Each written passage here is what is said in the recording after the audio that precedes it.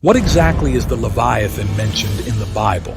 Is it a crocodile, a dragon, or perhaps an ancient sea serpent akin to the Loch Ness monster? It depends which biblical theologian you ask. In this video, we will dive into the origins of this powerful, mysterious creature and all the references of it made in the Bible. The Leviathan appears in the Bible in the books of Psalms, Isaiah, and Job. In fact, the entire chapter of Job 41 is dedicated to this creature. We'll also uncover some of the interpretations scholars have surmised about the true nature of this beast. What we know for sure, per the Bible, is that the Leviathan was or is a large, formidable aquatic creature of some kind with monstrous ferocity and immense power.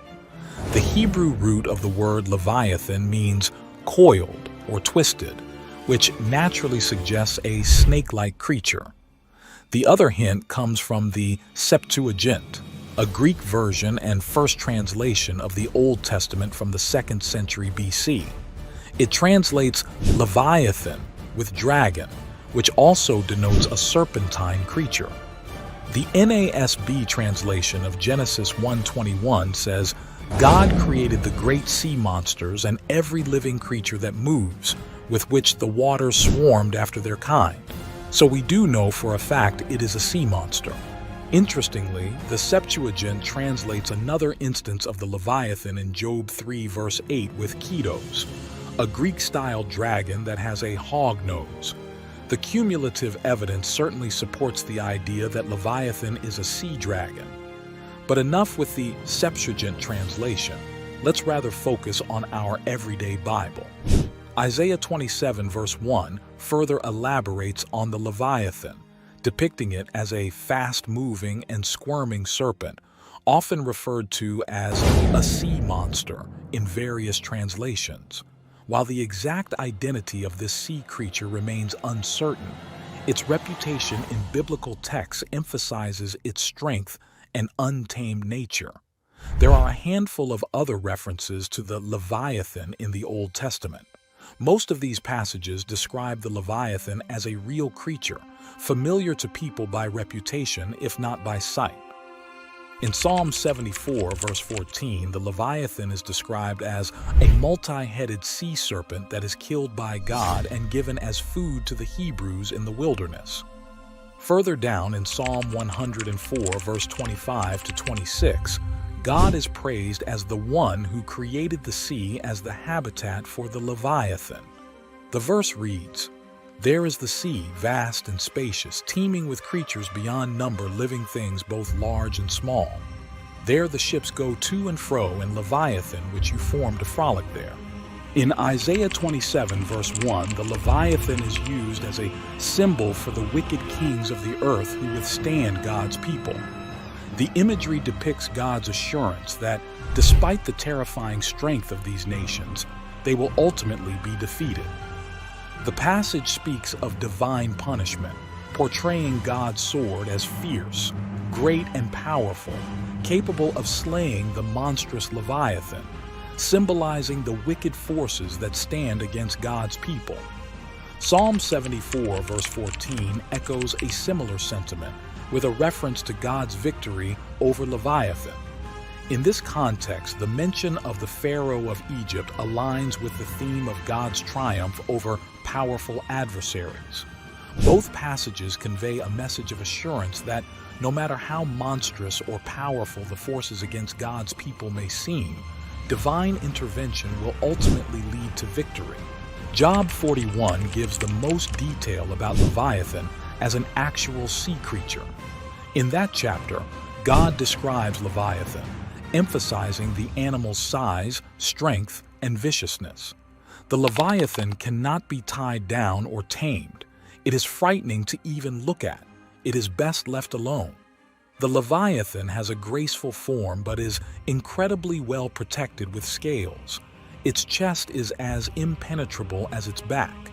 It has fearsome teeth, and death awaits anyone who approaches its mouth. Even mighty men are terrified of the Leviathan. No sword, spear, dart, javelin, arrow, stone, club, or lance can defeat it. It cannot be caged because it breaks iron like straw. On land, the Leviathan leaves a trail of ruts. In the water, it produces a deep, churning wake. God's description of the Leviathan concludes with a statement that it is the true king of the beasts. Nothing on earth is its equal, a creature without fear. The point God makes in Job 41 is that Leviathan is under God's sovereign control.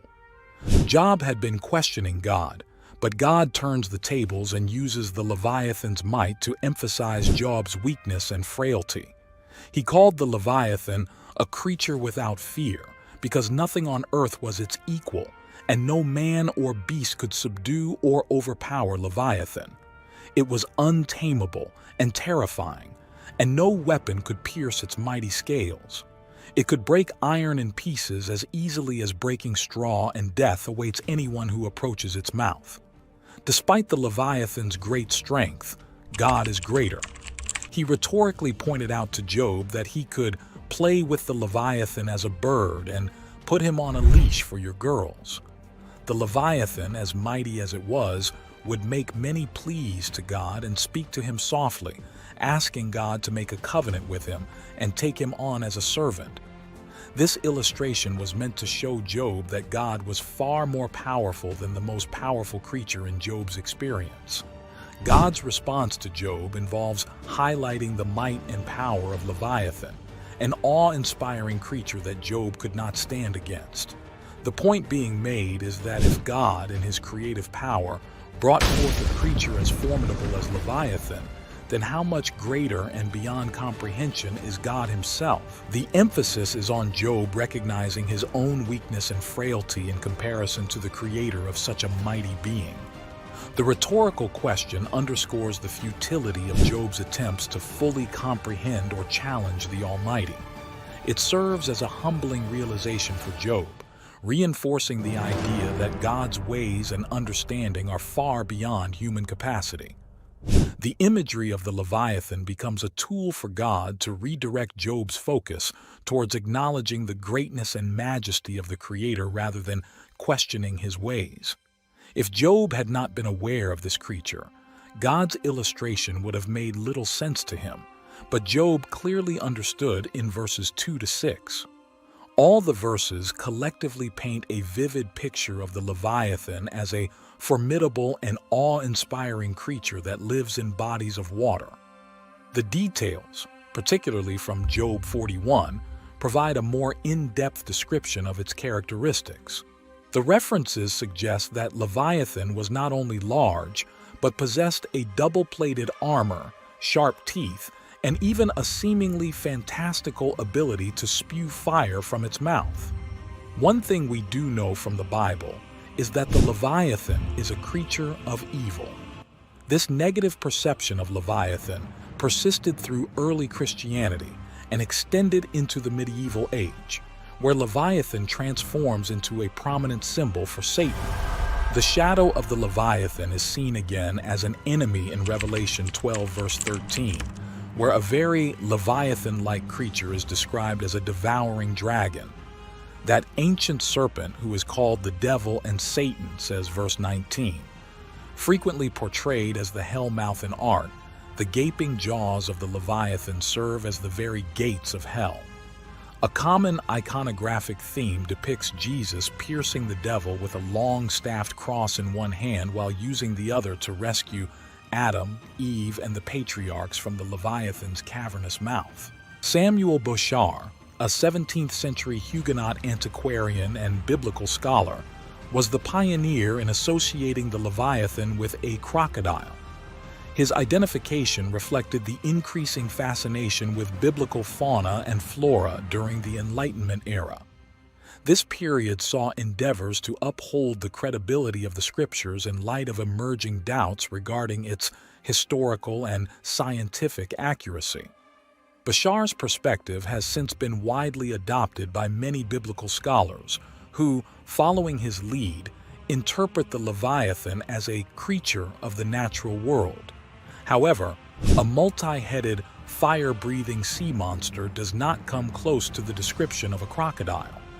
Some have postulated that the Leviathan was a large crocodile, a whale or shark or some similar creature that we see today. However, its name, the biblical descriptions, and the logic of God's argument to Job suggests instead a giant sea serpent of some kind, possibly a creature that terrorized the ancient world and is now extinct. The concept of Leviathan as an immense, monstrous entity persists in popular culture. A recent illustration of this is found in the second season of Disney's ongoing television series, The Mandalorian. In the inaugural episode aired on October 30th, 2020, a sand dragon, initially identified as a Leviathan, is showcased. This creature preys on bovine creatures referred to as banthas, reminiscent of behemoths. Ultimately, the Leviathan is defeated, and its flesh is consumed as a delicacy. It seems we've come full circle. This brief exploration of history reveals that the question of what the Leviathan truly is has never been definitively answered. While it eludes a precise zoological classification, the Leviathan holds a different significance. Serving as a symbol of chaos and strength, it provided biblical writers with a language to articulate the extraordinary power of their God. Functioning as a formidable adversary and an ancient monster, it aids in contextualizing Psalms, Isaiah, and Job within the literary and cultural landscapes of their time.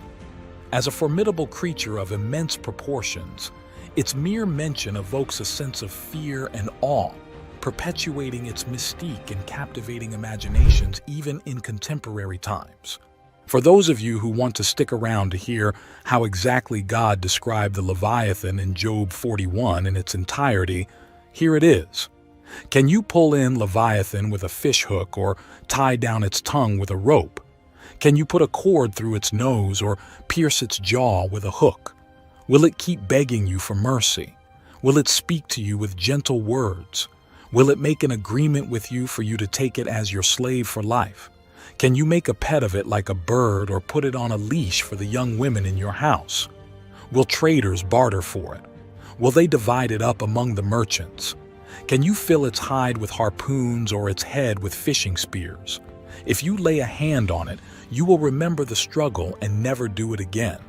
Any hope of subduing it is false. The mere sight of it is overpowering.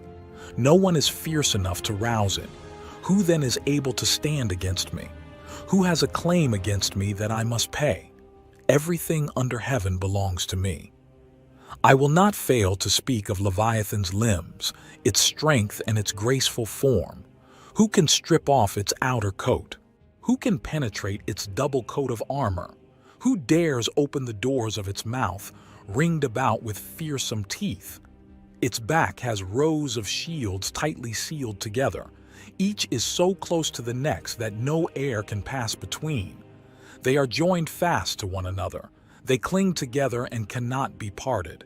Its snorting throws out flashes of light. Its eyes are like the rays of dawn. Flames stream from its mouth. Sparks of fire shoot out. Smoke pours from its nostrils as from a boiling pot over burning reeds. Its breath sets coals ablaze, and flames dart from its mouth. Strength resides in its neck. Dismay goes before it. The folds of its flesh are tightly joined. They are firm and immovable. Its chest is hard as rock, hard as a lower millstone. When it rises up, the mighty are terrified. They retreat before its thrashing. The sword that reaches it has no effect, nor does the spear or the dart or the javelin. Iron it treats like straw and bronze like rotten wood. Arrows do not make it flee. Sling stones are like chaff to it. A club seems to it but a piece of straw. It laughs at the rattling of the lance. Its undersides are jagged potsherds, leaving a trail in the mud like a threshing sledge. It makes the depths churn like a boiling cauldron and stirs up the sea like a pot of ointment. It leaves a glistening wake behind it. One would think the deep had white hair. Nothing on earth is its equal, a creature without fear. It looks down on all that are haughty. It is king over all that are proud.